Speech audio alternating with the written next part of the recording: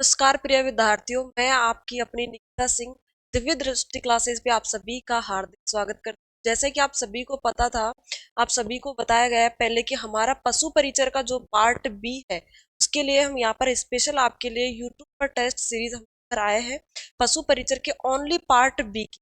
यानी कि इस वाले जो ये वाला जो आपके सेशन रहेगा इसमें ओनली पार्ट बी के क्वेश्चंस, इंपॉर्टेंट क्वेश्चंस आप लोगों के सामने रहेंगे।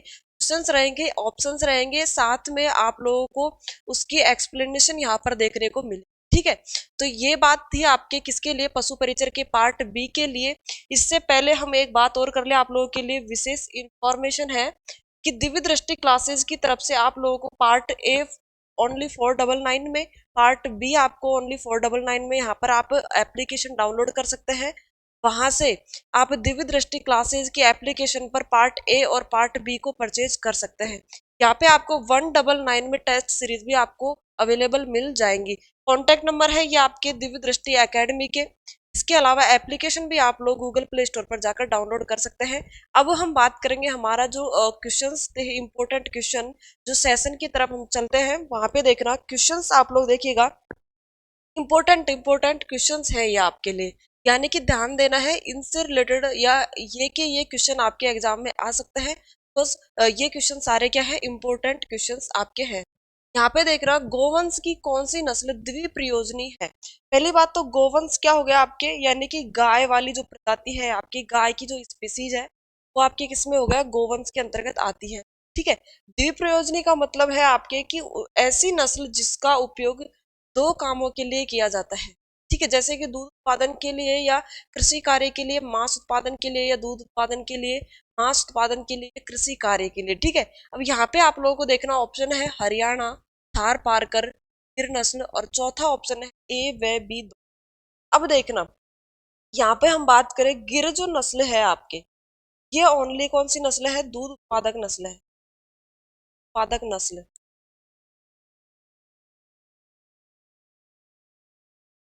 ठीक है, गिर का उत्पत्ति क्षेत्र कहाँ पर है आपके, गुजरात के जो कच्छ का रण क्षेत्र है वो क्या है आपके, गिर का उत्पत्ति क्षेत्र है, कच्छ का रण। ठीक है, ये चीज ध्यान में रखना भाई, गिर वन क्षेत्र, गुजरात।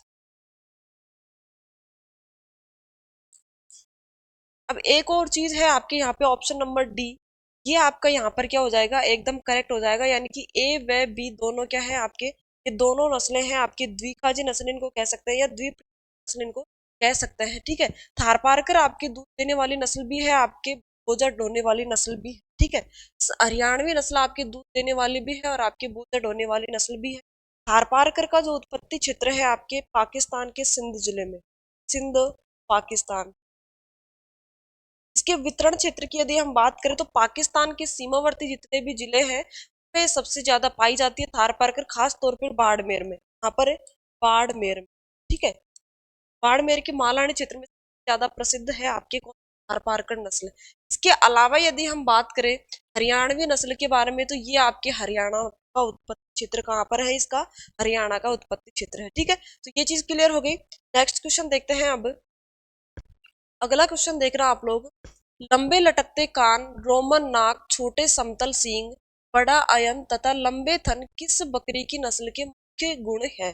अब यहाँ पे एक वर्ड है आपके सामने, कौन सा, अयन। कौन सा वर्ड है, अयन। आपने देखा होगा पशुओं के जो थन होते हैं, ठीक है, पशुओं के जो थन होते हैं वो जिस पार्ट से जुड़े होते हैं, मान लीजिए भैंस के थन है, ठीक है, ये भैंस के थन है, ये जिस पार्ट से जुड़े होंगे, इस पार्ट से, जिस त्वचा से जुड़े होंगे, इसको बोला जाता है आपके अयन। क्या बोला जाएगा, अयन क्षेत्र इसको बोला जाता है। ठीक है, ये चीज ध्यान में रखना, यानी कि मादा पशु के थन जिस क्षेत्र से जुड़े होते हैं तो बोला जाता है अयन क्षेत्र। अब यहाँ पे आपके सामने विशेषताएं है, पूछा जा रहा है कि किस बकरी की नस्ल की ये मुख्य विशेषताएं हैं। तो एक चीज आपको बताई होगी कभी भी, रोमन नाग। रोमन नाग किस नस्ल के हैं आपके, जमुना, किसके हैं, जमुना। इसका करेक्ट आंसर क्या हो जाएगा आपके, जमुना। ऑप्शन नंबर ए यहाँ पर राइट आंसर हो जाएगा। ऑप्शन नंबर ए यहाँ पे एकदम करेक्ट एंड परफेक्ट आंसर आपके हो जाएगा। ठीक है, नेक्स्ट क्वेश्चन देखे, अयन क्षेत्र समझ लेना, कंफ्यूजन होता है थोड़ा बहुत। नेक्स्ट है आपके सामने, ताजा दूध का पीएच मान कितना होता है।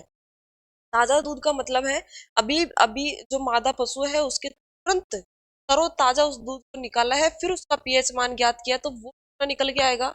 ऑप्शन देखिएगा, 6.3 से 6.5 है, 6.5 से 6.7 है, इसके अलावा 6.7 से 6.9 से 7.1 है। ठीक है, तो यहाँ पर आप देखना इसका जो पीएच मान होगा ऑप्शन नंबर बी, ऐसा होगा ऑप्शन नंबर बी, यानी कि 6.5 से 6.7 में एक अम्ल पाया जाता है आपके, कौन पाया जाता है? लैक्टोबैसिक, लैक्टिक अम्ल बोलते हैं उसको, लैक्टिक अम्ल उसको बोला जाता है। ठीक है, अब ये लैक्टिक अम्ल होता है, इसका संबंध होता है लैक्टोबैसिलस जीवाणु से, लैक्टोबैसिलस जीवाणु, लैक्टोबैसिलस जीवाणु। ठीक है, ये जो जीवाणु है आपके लैक्टोबैसिलस जीवाणु, इसमें क्या होता है? आपके एसिड होता है, यहाँ पे देखिएगा लैक्टिक अम्ल इसको क्या करता है? प्रदान करता है। ये लैक्टोबैसिलस जीवाणु होता है, दूध को किसमें परिवर्तित करता है? दही में परिवर्तित करता है। किसमें से ये बनाता है? आपके दही। कभी भी पूछा जाए से दही में परिवर्तित करने वाले जीवाणु का नाम क्या है, तो वो आपके लैक्टोबैसिलस। दही और दूध में एक जीवाणु पाया जाता है आपके लैक्टोबैसिलस जीवाणु। अम्ल कौन सा होगा? दोनों में आपके लैक्टिक अम्ल इसमें पाया जाता है। और इसका करेक्ट आंसर होगा आपके पीएच मान 6.5 से 6.7। ये पीएच मान की यदि हम बात करें तो ये देखिएगा 7 क्या होता है आपके? उदासीन। 7 क्या होगा? उदासीन। अब ये जो पीएच स्केल है इसमें अगर ये 7 प्लस 7.1 7.2 इधर बढ़ता जा रहा है, तो ये तो हो गया आपके कौन? क्षारीय। ऐसा हो गया क्षारीय। और ये माइनस होता जा रहा है आपके 6.2 हो गया, आपके 6.8 हो गया, ये कौन सा हो गया? आपके अम्लीय। ऐसा हो गया। ठीक है, समझ में आ गया पीएच स्केल क्या होता है? एक स्केल होता है मापने का, जिसमें आपके अम्ल और क्षार को क्या किया जाता है? मापा जाता है। ओके, आगे देखते हैं नेक्स्ट क्वेश्चन। अगला क्वेश्चन देखना, गाय तथा भैंस में होने वाले गलघोटू रोग के लिए कौन सा जीवाणु आपके उत्तरदायी है? गाय और भैंस में, ठीक है, कैटल जो फैमिली है, बोवाइन जो फैमिली है, उसमें एक आपके रोग होता है पशुओं में, वो होता है गलघोटू। कौन सा रोग होता है? आपके गलघोटू। यानी कि इसमें गले में पूरी क्या आ जाती है? आपकी स्वेलिंग आ जाती है, सांसें नहीं ली जाती है, मादा पशु या जो भी है, नर पशु मादा पशु, गाय को भैंस को सांस नहीं ली, ठीक है, और उसको समस्या आने लगती है। ये कौन सा रोग हो गया? आपके गलघोटू रोग। अब आपसे पूछा जा रहा है किस जीवाणु से ये रोग होता है? ठीक है, उत्तरदायी मतलब कौन से जीवाणु से ये रोग होता है गाय और भैंस में? वो है आपके कौन सा? पास्चुरेला। ऐसा है भाई, पास्चुरेला आपके जीवाणु, पास्चुरेला जीवाणु बैक्टीरिया जिसको बोला जाता है, पास्चुरेला जीवाणु से होता है जानवरों में गलघोटू। ठीक है, ये चीज क्लियर हो गई। नेक्स्ट क्वेश्चन देखना, इंपॉर्टेंट क्वेश्चन है अब की बार, सबसे ज्यादा इंपॉर्टेंट क्वेश्चन है, श्वेत क्रांति का जनक किसे माना जाता है? श्वेत क्रांति का जनक किसे माना जाता है? इसके अलावा श्वेत क्रांति के बारे में यदि हम बात करें, श्वेत क्रांति है क्या, संबंध किससे है? ठीक है, श्वेत क्रांति के जनक तो हो गए आपके कौन? Verghese Kurien, doctor Verghese Kurien, doctor Verghese Kurien. यहाँ पे आपकी टाइपिंग मिस्टेक है, वीजे कुरियन, इसका जो राइट आंसर हो जाएगा क्या हो जाएगा? डॉक्टर वर्गीज कुरियन। ठीक है, बात करें श्वेत क्रांति का संबंध किससे है आपके? श्वेत क्रांति का संबंध, बात कर रहे हैं श्वेत क्रांति की। ठीक है, तो श्वेत क्रांति का संबंध किससे है आपके? दूध उत्पादन से। किससे है? उत्पादन से, दूध उत्पादन। यहाँ पर एक और चीज आपके श्वेत क्रांति से रिलेटेड है, वो क्या है आपके? Operation flood. क्या है? Operation flood. ये भी आपके श्वेत क्रांति से रिलेटेड है, ऑपरेशन फ्लड। इसका संबंध भी किससे है? आपके दूध उत्पादन से है। और ये आपके शुरू किया गया था 1970 में। कब किया गया था? 1970 में आपके ऑपरेशन फ्लड किया गया था। दूध उत्पादन को बढ़ावा देने के लिए इस प्रकार के मिशन चलाए गए थे। श्वेत क्रांति का संबंध पूछा जाता है आपके, जैसे कि नील क्रांति का संबंध मत्स्य उत्पादन से, मछली उत्पादन जिसको बोला जाता है। हरित क्रांति का संबंध आपके अनाज उत्पादन से, किससे?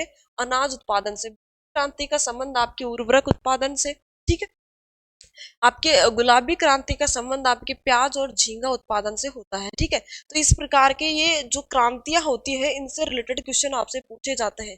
इनसे या तो आपसे जनक का नाम पूछ लिया जाता है, या पूछ लिया जाता है इनका संबंध किस क्षेत्र से है।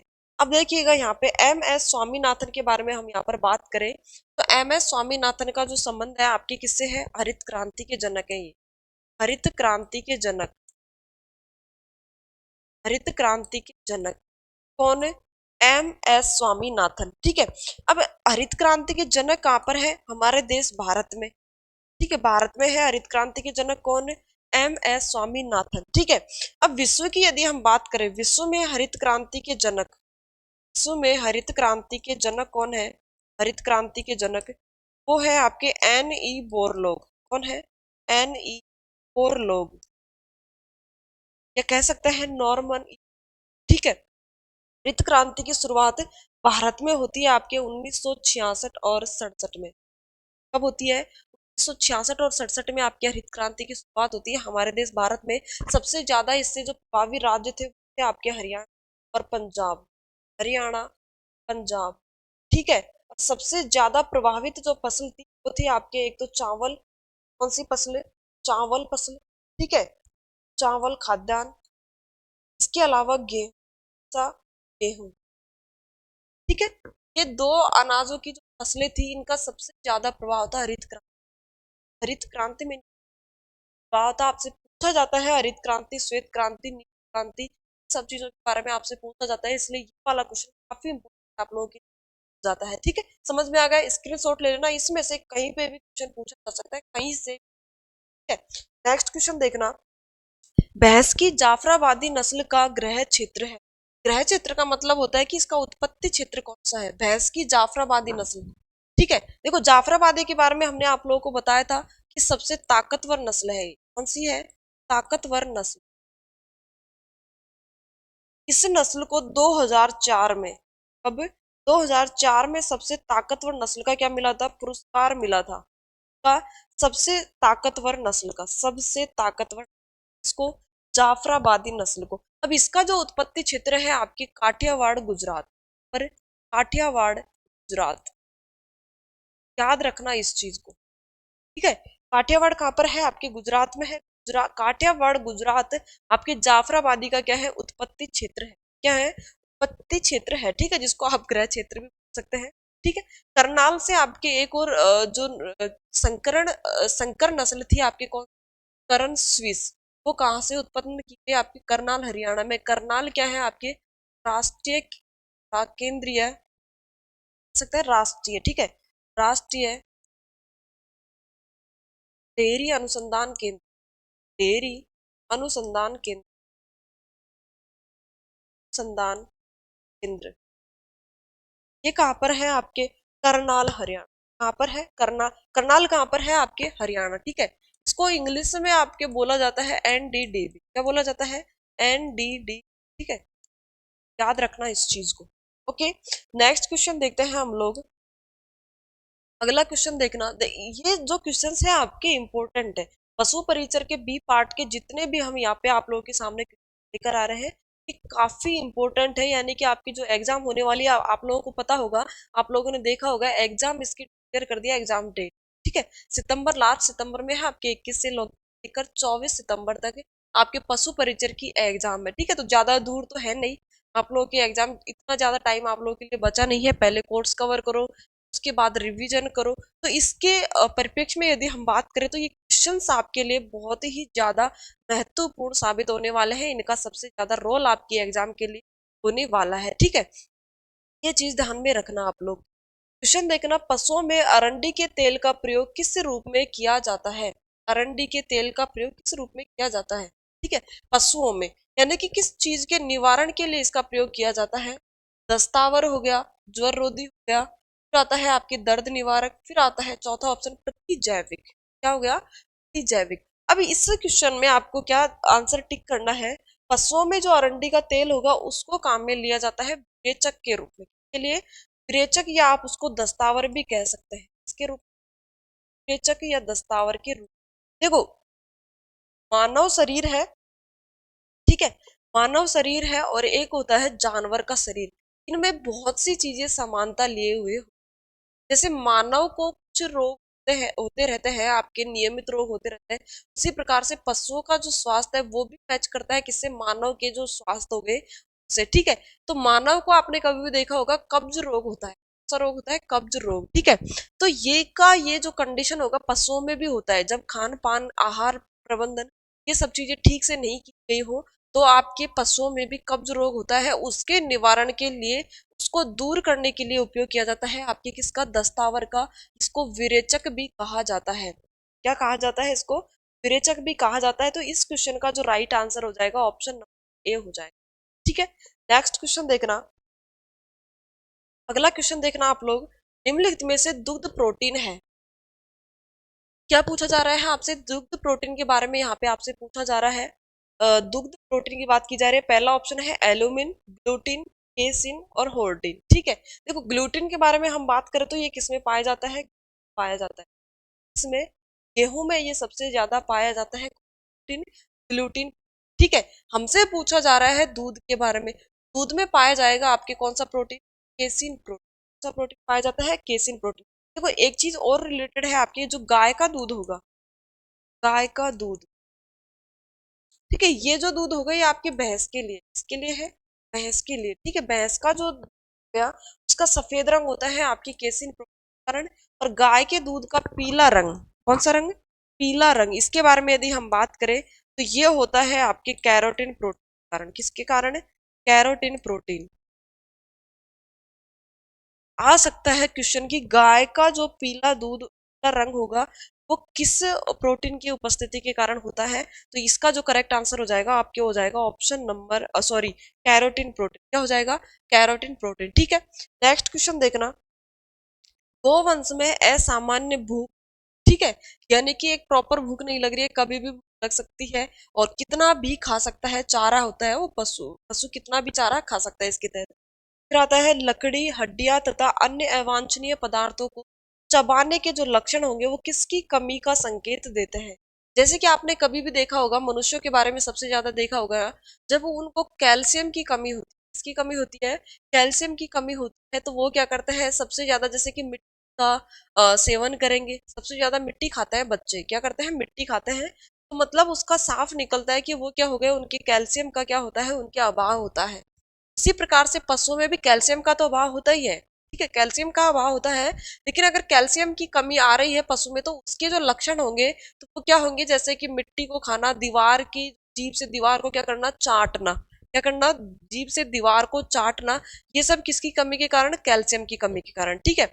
लेकिन आपसे पूछा जा रहा है अवांछनीय जो पदार्थ होंगे उनको चबाना, जैसे कि हड्डी वगैरह को, लकड़ी को चबा रहा है, उसको भूख ज्यादा लग रही है, तो इसकी जो सबसे कमी होगी सबसे ज्यादा पशु में वो फास्फोरस की होगी, किसकी होगी, फास्फोरस की, याद रखना। फास्फोरस तत्व की कमी होगी तब जाकर पशु क्या करता है आपके, वो करता है कि लकड़ियों को चबाएगा, जो अवांछनीय वस्तुएं होंगी वो चबाएगा, इसके अलावा अनियमित भूख को लगेगी, ठीक है, सामान्य भूख इसको कहा जा सकता है, और हड्डियां वगैरह इनको क्या करेगा, अपने मुंह में चबाने की कोशिश करेगा, ठीक है। तो समझ में आ गया ये, इसका correct answer option number D हो जाएगा। नेक्स्ट क्वेश्चन देखना, अगला क्वेश्चन है आप लोगों के सामने, सूची एक का सूची दो से क्या कीजिएगा, हाँ, एक बार वीर्य निस्तारण क्षमता के संदर्भ में सुमेलित कीजिए, ठीक है, वीर्य निस्तारण की बात है।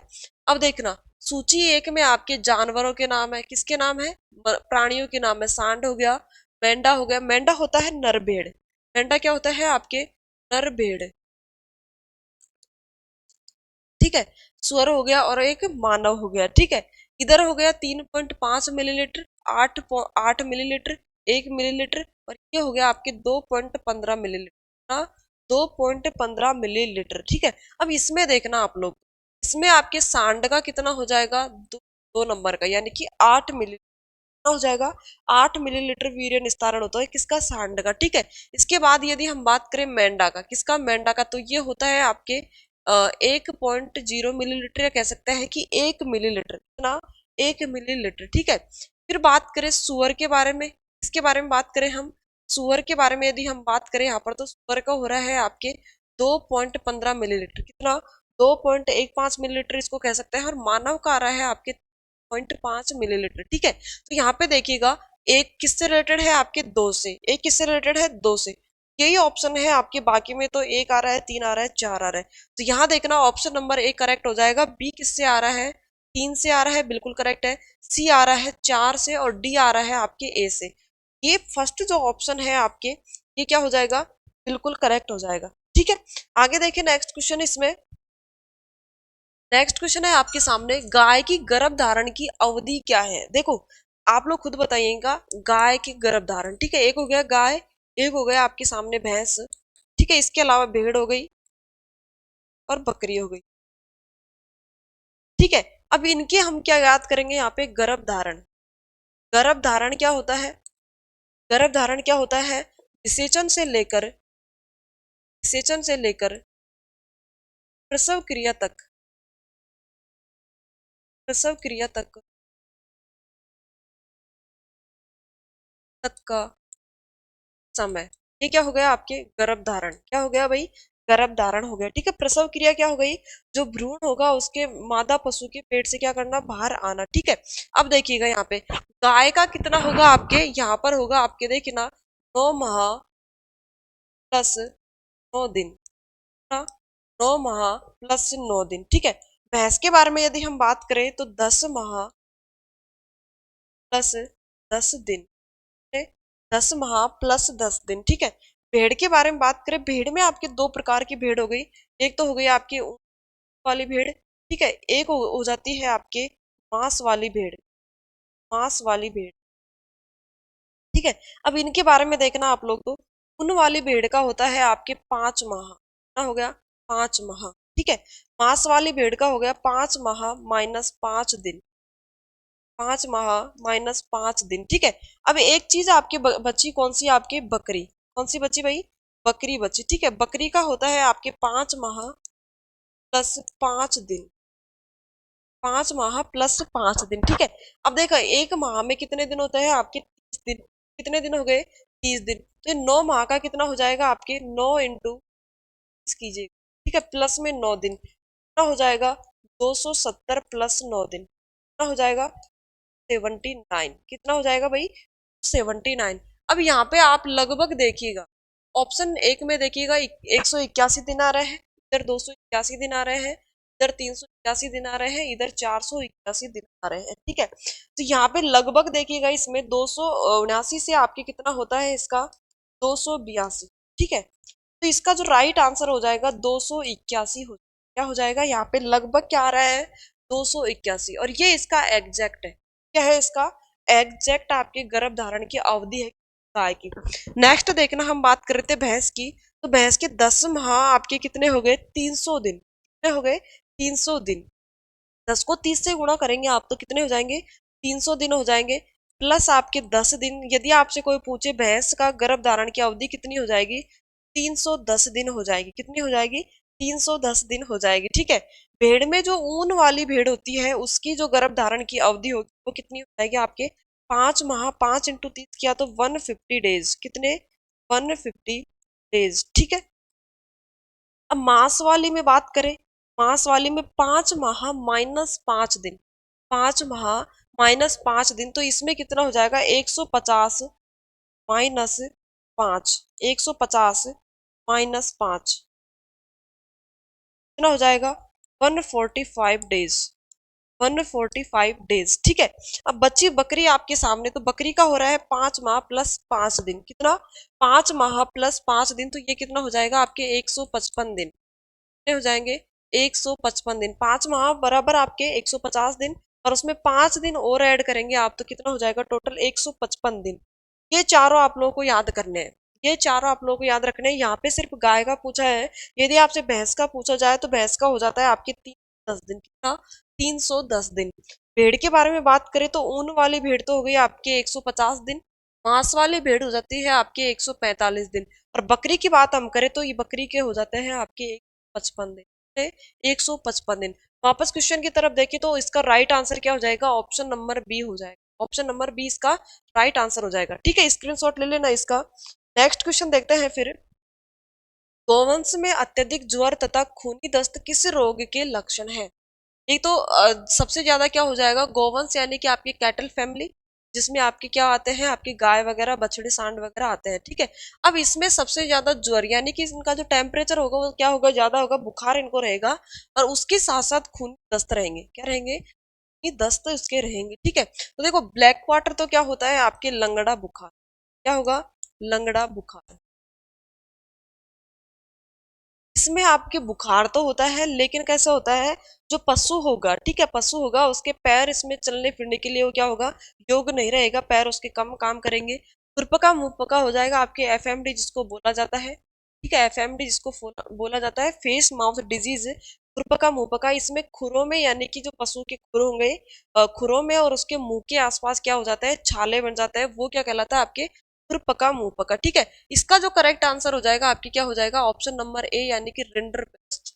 क्या आ जाएगा, रिंडरपेस्ट में आपके बुखार भी रहता है और इसके साथ साथ खूनी दस्त भी रहते हैं, ठीक है। नेक्स्ट क्वेश्चन देखना, अगला है निम्नलिखित में से किसे कास्टिक सोडा कहा जाता है। कास्टिक सोडा को ध्यान देना आप लोग, दाहक सोडा भी बोला जाता है, दाहक सोडा, ठीक है, कौन सा सोडा, दाहक सोडा बोला जाता है। तो कास्टिक सोडा हो गया आपके कौन सा, NaOH का होल ट्वाइस, NaOH का होल ट्वाइस, ठीक है, यानी कि सोडियम हाइड्रोक्साइड। इसका राइट आंसर क्या हो जाएगा आपके ऑप्शन नंबर ए, यानी कि सोडियम हाइड्रोक्साइड इसका एकदम राइट आंसर हो जाएगा, ठीक है। नेक्स्ट क्वेश्चन देखना, अगला है आपके सामने, निम्नलिखित में से कौन सी नस्ल भैंस की है। भैंस की नस्लों के बारे में आपसे पूछी जा रही है, चार ऑप्शन यहाँ पे दे रखे हैं, थार पारकर, कांकरेज, राठी और मुर्रा। यहाँ पे जो करेक्ट आंसर हो जाएगा आप लोग खुद बता देंगे। मुर्रा नस्ल किसकी है, आपके भैंस की है, किसकी है, भैंस की, ठीक है। थारपारकर, कांकरेज और आपकी जो राठी नस्ल है ये किसकी है, गाय की है, किसकी है भाई, गाय की नस्लें हैं, ठीक है। थारपारकर आपके बाड़मेर में पाई जाती है और आपके सिंध पाकिस्तान में इसका क्या है, उत्पत्ति क्षेत्र है। राठी को राजस्थान की कामधेनु, राजस्थान की कामधेनु, यानी कि राजस्थान की जो प्रदेश हमारे प्रदेश की जो सबसे बेस्ट नस्ल है उत्पादन में वो है आपकी राठी, कौन सी, राठी, ठीक है। भारत में जो बेस्ट नस्ल है वो कौन सी है, साहिवाल। और पूरे विश्व में जो बेस्ट नस्ल है वो कौन सी है आपके हॉलिस्टन फ्रीजियन, ठीक है। कांकरेज को आपके बोला जाता है कौन सी नस्ल, सांचोरी, सी बोला जाता है, सांचोरी नस्ल इसको बोला जाता है। पंजाब वगैरह साइड में, सॉरी जालोर सांचोरी क्षेत्र में सबसे ज्यादा पाई जाती है, ठीक है। नेक्स्ट क्वेश्चन देखना, नीचे दिए गए कथनों को पढ़ें। कथन एक है आपके सामने, एक डेयरी भवन का उत्तरी दिशा का सबसे ज्यादा भाग सूर्य के लिए खुला हुआ होना चाहिए और दक्षिण दिशा का सबसे कम भाग सूर्य के लिए खुला हुआ होना चाहिए, ठीक है। डेयरी हो गई, किस कोई डेयरी हो गई, उसका जो उत्तरी भाग है वो सबसे ज्यादा क्या होना चाहिए, खुला हुआ होना चाहिए, ताकि उसमें प्रकाश की मात्रा सबसे ज्यादा आनी चाहिए, ठीक है। और जो उसका सबसे दक्षिणी दिशा का सबसे कम भाग है वो किसके लिए होना चाहिए, सूर्य के लिए होना चाहिए, यानी कि जो उसकी दक्षिण उत्तरी दिशा में तो सूर्य का प्रकाश आना चाहिए और दक्षिणी दिशा से सूर्य का प्रकाश कम मात्रा में जाना चाहिए, ठीक है। तो कथन एक तो यहाँ पे सही है, बिल्कुल सही है। दुग्धशाला की जमीन पूर्ण रूप से सूखी एवं नमी रहित होनी चाहिए, ये कथन जो है मैं यहाँ पे गलत मानती हूँ, क्योंकि दुग्धशाला हो गई आपके, इसमें क्या होनी चाहिए आपकी, थोड़ी बहुत नमी भी होनी चाहिए, क्या होनी चाहिए, थोड़ी बहुत नमी भी इसमें होनी चाहिए, ताकि पशुओं को क्या हो, उनको वो हाइड्रेट रहे, क्या रहे, हाइड्रेट रहे, ठीक है। तो यहाँ पे देखना ऑप्शन है कथन एक एवं कथन दो दोनों सही है, कथन एक एवं कथन दो दोनों गलत है, कथन एक सही है लेकिन कथन दो गलत है। तो ये आपका एकदम करेक्ट आंसर हो जाएगा ऑप्शन नंबर सी। कथन एक बिल्कुल सही है लेकिन कथन दो क्या है, गलत है, क्या है, गलत है, ठीक है। नेक्स्ट क्वेश्चन देखिए, अगला क्वेश्चन देखिएगा, निम्नलिखित में से किस जानवर के मांस को बीफ कहा जाता है। आप लोगों को बता दिया गया है गाय के मांस को, किसके, गाय के मांस को बीफ कहा जाएगा, बीफ। भैंस के मांस को बफन कहा जाएगा, बफन। बकरी के मांस को चेवन कहा जाएगा, ठीक है। भेड़ के मांस को मटन कहा जाएगा, ठीक है? फिर आता है आपके सुअर, इसके मांस को आपके पोर्क कहा जाता है, क्या कहा जाता है, पोर्क। और मुर्गी के मांस को कहा जाता है आपके चिकन, ये तो सब लोग जानते हैं, के मांस को क्या कहा जाता है, चिकन कहा जाता है, ठीक है। तो इनसे रिलेटेड क्वेश्चन आपके जरूर आते हैं कि किस जानवर के मांस को क्या नाम दिया गया है प्रॉपर, ये आपके फर्स्ट जो टॉपिक है उसमें शब्दावलियों का जो टर्मिनोलॉजी है उसमें से ये वाला क्वेश्चन आपके उठाया गया है, ठीक है। हो गया क्लियर। नेक्स्ट देखना, इसका correct answer option number B हो जाएगा। बीफ कौन सा? गाय का मांस। ठीक है। निम्नलिखित में से गाय की कौन सी नस्ल श्रम कार्य के लिए प्रसिद्ध है या उपयुक्त? श्रम कार्य का मतलब क्या हो गया आपके? बाहरवाही की नस्ल। कौन? बाहरवाही नस्ल। ठीक है, या कह सकते हैं कृषि क्षेत्र में, कृषि कार्य में आने वाली नस्ल, कृषि कार्य के लिए। या इसको कह सकते हैं बोझा ढोने वाली नस्ल, बोझा ढोने वाली नस्ल। ठीक है, अब आप इसको गलत नहीं कर, अब आप इसको गलत नहीं करोगे। इसका जो देखो थार पारकर तो आपकी कौन सी है? द्विकाजी है। कौन सी है? काजी। ठीक है, ये आपके बोझा भी ढो सकते हैं और दूध उत्पादन भी अच्छी मात्रा में करते हैं। गिर और साहिवाल आपकी कौन सी है? दूध उत्पादन वाली दुधारू नस्ल है। ठीक है, दुधारू नस्ल। ये आपके द्विकाजी नस्ल हो गई। बच्ची कौन सी? आपके नागौरी। ये कौन सी हो गई? आपके बाहरवाही नस्ल। सी हो गई बाहरवाही नस्ल। नागौरी जो नस्लें होंगी उनका जो पशु मेला है आपके काम करता है नागौर में है। नागौर में 3 पशु मेले हैं। जब इनका टॉपिक आएगा इससे रिलेटेड भी आपके क्वेश्चन पूछे जाएंगे, वो यहाँ पर आप लोगों के सामने एक्सप्लेन करेंगे। ठीक है, तो ये बिल्कुल क्लियर हो गया आपके। इसका राइट आंसर क्या हो जाएगा? ऑप्शन नंबर बी, यानी कि नागौरी नस्ल। ठीक है, नेक्स्ट देखिए अगला क्वेश्चन। अगला क्वेश्चन है आपके सामने, बकरी में रोमन नाक दिखावट वाली नस्ल कौन सी है? अभी बताया था शायद, फर्स्ट क्वेश्चन था आपके, रोमन नाक वाली नस्ल कौन सी है? तो रोमन नाक हमने बताई थी कौन सी? जमुनापुरी। कौन सी बताई थी? जमुनापुरी हमने बताई थी रोमन नाक। ठीक है, एक होता है आपके सींग विहीन, यानी कि जिसके सींग नहीं होते हैं, वो कौन सी है? आपके टोगनबर्ग। कौन सी है? टोगनबर्ग। ठीक है, ये चीज आप लोगों को ध्यान में रखनी है। ये कुछ विशेषता है जो पूछी जाती है। ठीक है, रोमन नाक, या इसको तोतापुरी नाक भी इसको कह सकते हैं। ठीक है, तोते की जो नाक होती है, चोंच होती है, उसके आकार की उस शेप में होती है आपके बकरी की नाक। कौन सी बकरी? जमुनापुरी। ठीक है, नेक्स्ट देखना, यहाँ पे आपके सामने क्वेश्चन रखा है कि रोगाणुनाशक की तरह पशु चिकित्सा में काम लिया जाने वाला पदार्थ कौन सा है? ठीक है, तो बोरिक एसिड हो गया, क्लोरोफॉर्म हो गया, अदरक हो गया, यूरिया हो गया। क्लोरोफॉर्म तेजक के रूप में काम में लिया जाता है। इसके रूप में, तेजक के रूप में लिया जाता है। तेजक यानी कि बेहोश करने के काम में लिया जाता है। क्या आपकी खाद हो ही गया, खाद देने के लिए। इसके अलावा अदरक को तो आप लोग जानते हैं। इसका जो करेक्ट आंसर हो जाएगा वो क्या हो जाएगा? बोरिक एसिड हो जाएगा। बोरिक एसिड इसका एकदम करेक्ट आंसर हो जाएगा। रोगाणुनाशक, रोगाणुनाशकों की तरह पशु चिकित्सा में काम में लिया जाता है कौन सा अम्ल? बोरिक अम्ल। ठीक है, क्लियर हो गया। नेक्स्ट क्वेश्चन देखना, बछड़े के आहार स्वरूप इसका सबसे प्रमुख कार्य है। खीस क्या होता है आपके? कोलेस्ट्रम इसको बोला जाता है। बोला जाता है कोलेस्ट्रम। ठीक है, कोलेस्ट्रम का मतलब है आपके, यानी कि किसी भी मादा पशु ने, मादा पशु की प्रसव क्रिया के बाद, मादा पशु प्रसव क्रिया के बाद, प्रसव क्रिया के बाद उसके थनों से, उसके थनों से पहली बार, उसके थनों से पहली बार दूध निकलना, पहली बार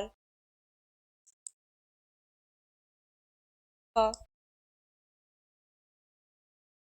दूध निकलना क्या कहलाता है आपके? कोलेस्ट्रम बोल सकता है, खीस इसको बोल।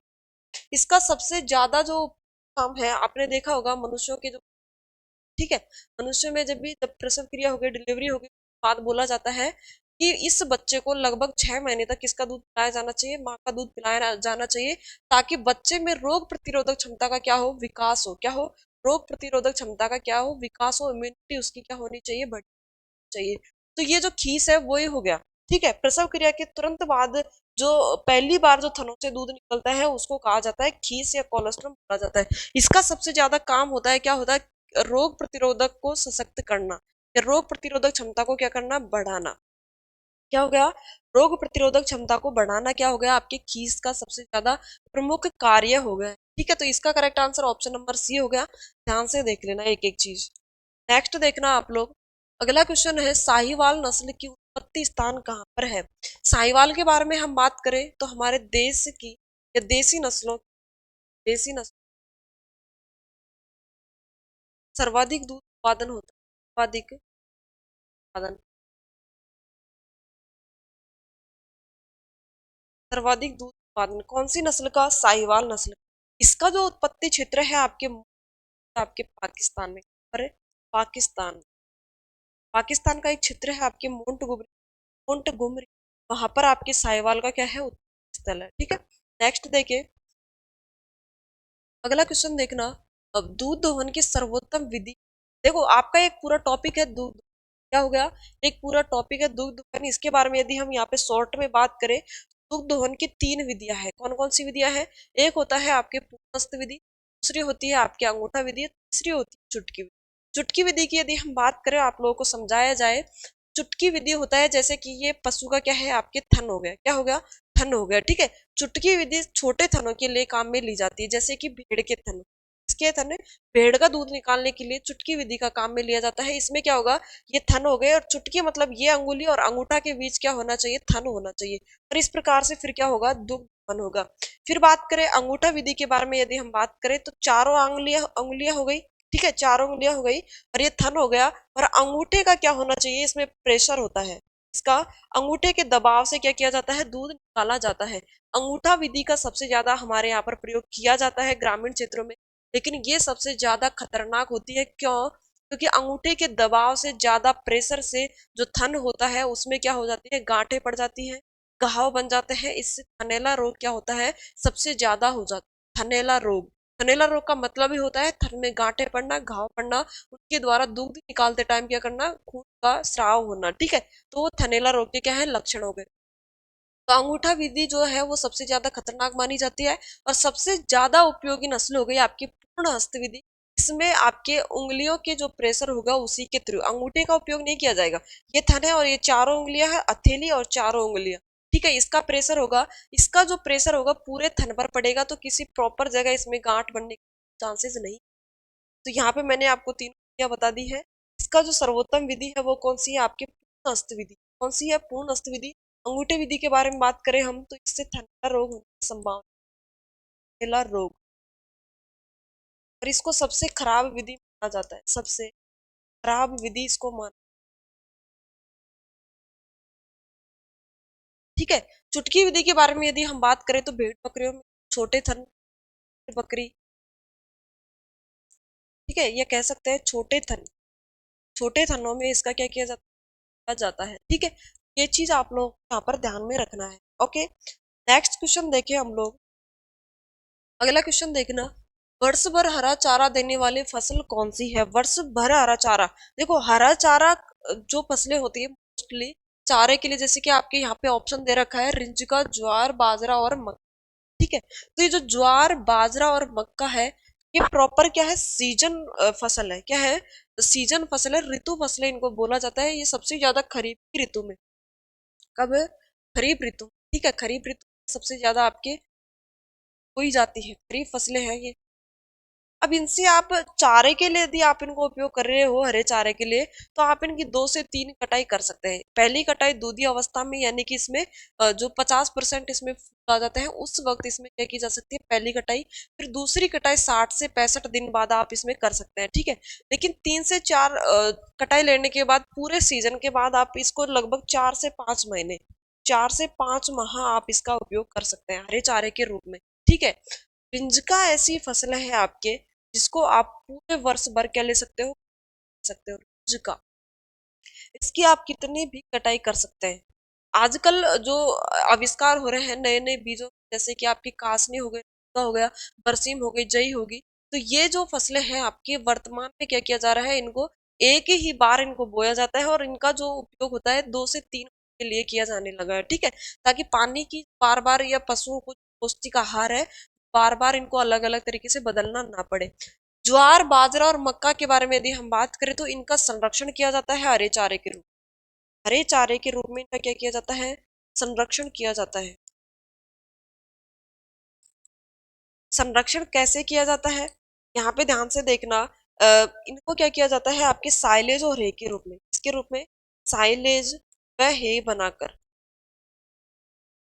ठीक है, ये इनका क्या किया जाता है, संरक्षित किया जाता है। फिर बाद में इनको आप काट के, इनको प्रक्रिया से साइलेज और हे बनाकर बाद में आप हरे चारे के रूप में कर सकते हैं। लेकिन हरे चार वर्ष भर खेत में जो प्राकृतिक रूप से हरा चारा देगी, वो कौन सी देगी, रिंजका की फसल, कौन सी देगी, रिंजका, ठीक है। नेक्स्ट क्वेश्चन देखें।